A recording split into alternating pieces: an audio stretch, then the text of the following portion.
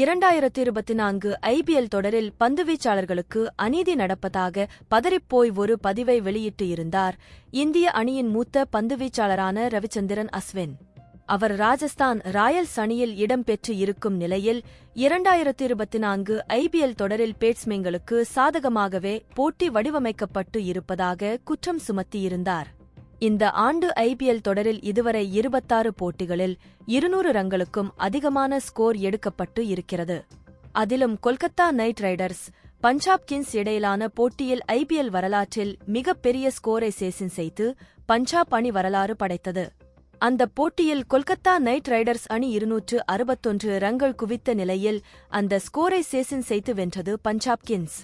பேட்ஸ்மேன்கள் பார்வையில் பார்த்தால் இது மிகப்பெரிய சாதனைதான். ஆனால் பந்துவீச்சாளர்களை பொறுத்தவரை 2 அணிகளின் பந்துவீச்சாளர்களுமே அதிக ரன்களை விட்டுக் கொடுத்து பரிதாபமாக காட்சியளித்தனர்.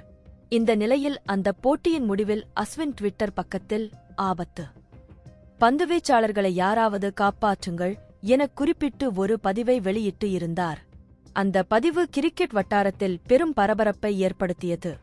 ஐபிஎல் தொடரை நடத்தும் பிசிசிஐ பேட்டிங்கிற்கு சாதகமான பிட்ச்களை தயார் செய்து பந்துவீச்சாளர்களுக்கு அநீதி இழைத்து கிரிக்கெட்டை நாசமாக்கி வருவதாக ரசிகர்கள் கடுமையாக விமர்சனம் செய்தனர்.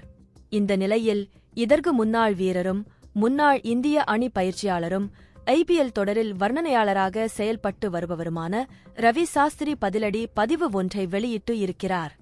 அந்த பதிவில் அஸ்வின் பெயரை குறிப்பிடாமல் அவரது பதிவின் கருத்துக்கு பதிலடி கொடுத்து இருக்கிறார். ரவி சாஸ்திரியின் அந்த பதிவில், இந்த ஐபிஎல் தொடரில் பந்துவீச்சாளர்கள் உங்களின் திறமைகளை நிரூபிக்க வாய்ப்பு கிடைத்துள்ளது. வேலை செய்யாத உங்களின் திறன்களை வைத்துக் கொண்டு விக்கெட் எடுக்க முயற்சி செய்யாமல் உங்கள் பலம் மற்றும் கவனத்தை பின்பற்றுங்கள். புலம்பல் மற்றும் சோகமாக பேசுவதை நிறுத்திவிட்டு உங்கள் ஆட்டத்தில் கவனம் செலுத்துங்கள் என கூறப்பட்டு இருக்கிறது. 2024 ஐபிஎல் தொடரில் அஸ்வின் 8 போட்டிகளில் 2 விக்கெட் மட்டுமே வீழ்த்தி இருக்கிறார். ஒரு ஓவருக்கு சராசரியாக 9 ரன்களை வாரி இறைத்து இருக்கிறார்.